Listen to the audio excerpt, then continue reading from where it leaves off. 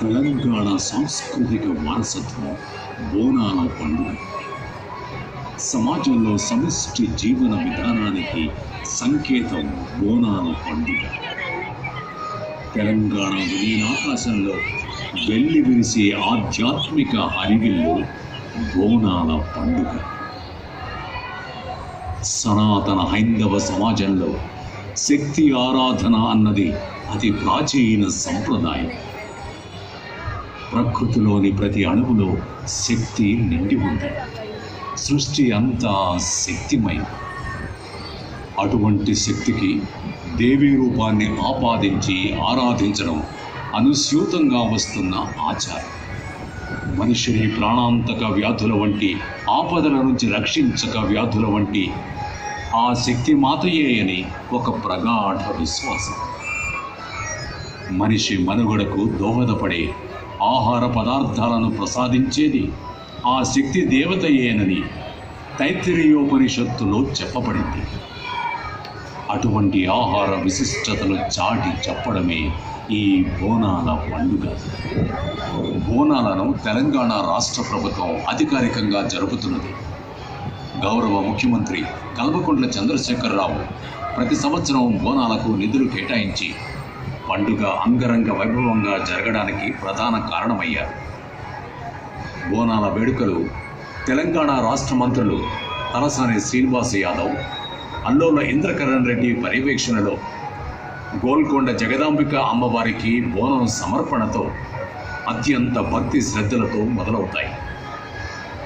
సికింద్రాబాద్లోని ఉజ్జయిని మహంకాళి అమ్మవారికి ప్రభుత్వం సమర్పించే బంగారు బోనం ఈ సంవత్సరం ప్రధాన ఆకర్షణ. తలసాని శ్రీనివాస్ యాదవ్ భక్తితో సమర్పించే వజ్రాలు పొదిగిన ముక్కు పుడక, బొట్టు, చేతిలో బంగారు ఖడ్గంతో అమ్మవారు భక్తులకు దర్శనమివ్వబోతున్నది.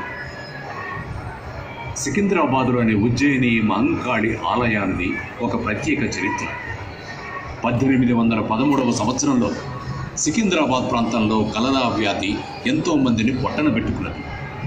అప్పుడు సికింద్రాబాద్కు చెందిన సొరటి అప్పయ్య ఉజ్జయినిలోని మహంకాళి అమ్మవారిని సందర్శించి ప్రజలను కలరా వ్యాధి నుంచి కాపాడితే సికింద్రాబాద్లో విగ్రహ ప్రతిష్ఠ చేసి పూజలు నిర్వహిస్తానని మొక్కుకున్నాడు.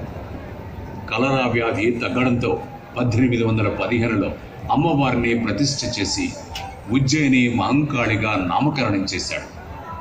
1864లో ఆలయ నిర్మాణం జరిగింది.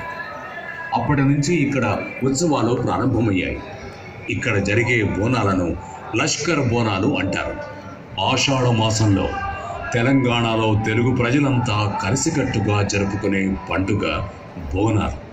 హైదరాబాద్లో ఆషాఢ మాసంలోని మొదటి ఆదివారం చారిత్రక కట్టడమైన గోల్కొండ కిల్లాలోని జగదాంబిక అమ్మవారికి తొలి బోనం సమర్పించిన తరువాతే జంట నగరాల్లోని మిగతా ప్రాంతాలలో బోనాల పండుగ జరుగుతుంది.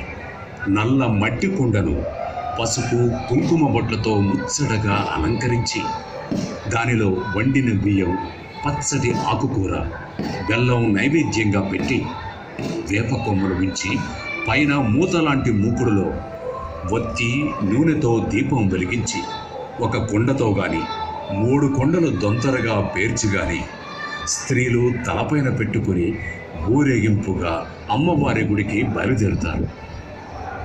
బోనాల మరుసటి రోజు జరిగే రంగం చాలా ప్రత్యేకం.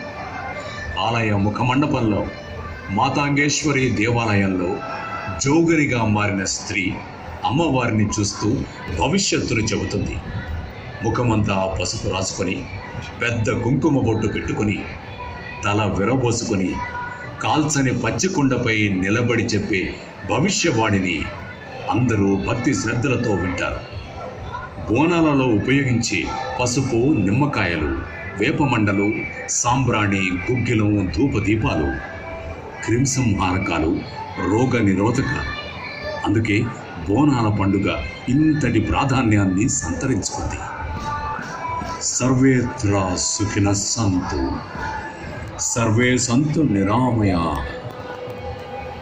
సర్వే భద్రాణి పశ్యంతు, మా కశ్చిత్ దుఃఖమవాప్నుయాత్.